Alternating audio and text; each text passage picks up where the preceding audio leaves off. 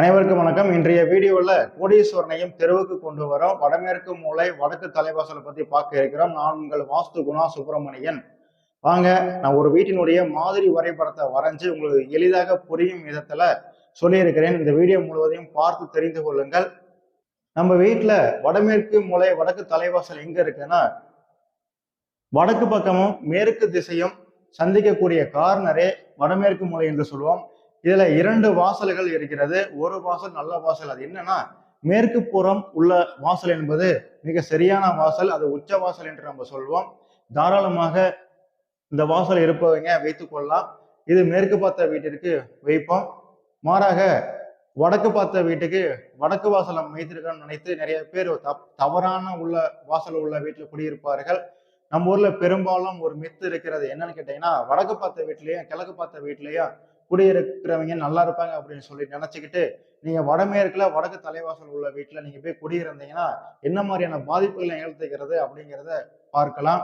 இந்த வடமேற்கு வடக்கு தலைவாசல்ல வீட்டுல குடியிருக்கிறவங்க என்ன பாதிப்புகள் உள்ளாகிறாங்கன்னா, ஒரு தொழில் செஞ்சுட்டு இருப்பாங்க. ஆனா தொழிலானது நல்ல ஆக ஓகோன்னு போகும். செல்வங்கள் அதிகமாக நமக்கு இடம் வந்து சேர்ந்து கொண்டே இருக்கும். ஆனா கொஞ்ச நாள் 1 வருடம் 2 வருடங்கள் கழித்து பார்த்தீங்கன்னா தொழிலானது நஷ்டம் ஏற்பட்டு அந்த தொழிலை இழுத்து மூடிவிட்டு வீட்டில் வந்து இருக்கக்கூடிய சூழ்நிலைகள் ஏற்படும். வருமான வாய்ப்புகள் இல்லாமல் கடன் மேல கடன் வாங்கி செலவு செய்யக்கூடிய அபாயங்களும் அவங்களுக்கு நிகழ்கிறது. அடுத்ததாக அந்த வீட்டில் பெண்கள் ஏதாச்சும் இருந்தாங்கன்னா காதல் திருமணம் செய்வதற்கான வாய்ப்புகள் மிக அதிகமாக இருக்கிறது. கோர்ட்டு கேஸு வம்பு வழக்குகள் அனைத்தும் இந்த வீட்டில் குடியிருப்பவங்களுக்கு ஏற்படுகிறது. இந்த மாதிரியான பாதிப்புகள் யாராச்சும் உங்களுக்கு ஆயிருந்துச்சுன்னா நீங்க கமெண்ட்ல தெரிவிங்க. மற்றவங்களும் தெரிஞ்சுக்கிட்டும், நானும் தெரிஞ்சுக்கிறேன். இந்த மாதிரியான வடக்கு தலைவாசல் உள்ள வீட்டுல குடியிருக்கவங்களுக்கு என்ன மாதிரியான துறையில அவங்க இருக்கிறாங்க அப்படிங்கிறத பார்க்கலாம். பெரும்பாலும் மீடியா துறையில இருக்கிறாங்க. அதாவது தொலைக்காட்சி நிகழ்ச்சிகளை தொகுத்து வழங்கக்கூடிய தொகுப்பாளராகவும் யூடியூப் சேனல்ல வேலை செய்யக்கூடியவங்களும் இருக்கிறாங்க. அதாவது திரைப்படத்துறையிலையும் டைரக்டராகவும் இருக்கிறாங்க. அடுத்தது லாயராகவும் இருக்கிறதுக்கான வாய்ப்புகள் அதிகமாக இருக்கிறது. எங்கெல்லாம் வாதம் அதிகமாக இருக்கிறதோ, அதாவது வாயை வச்சு குலைக்கக்கூடிய அமைப்புகள் எங்கெந்த துறையில இருக்கிறதோ அந்த துறையில எல்லாம் அவங்க கோலமற்றி நிற்கிறார்கள் என்பதை நம்முடைய அனுபவத்துல தெரிந்துகிட்ட உண்மையும் கூட. அதை நான் உங்களுடன் பகிர்ந்துக்கிறேன்.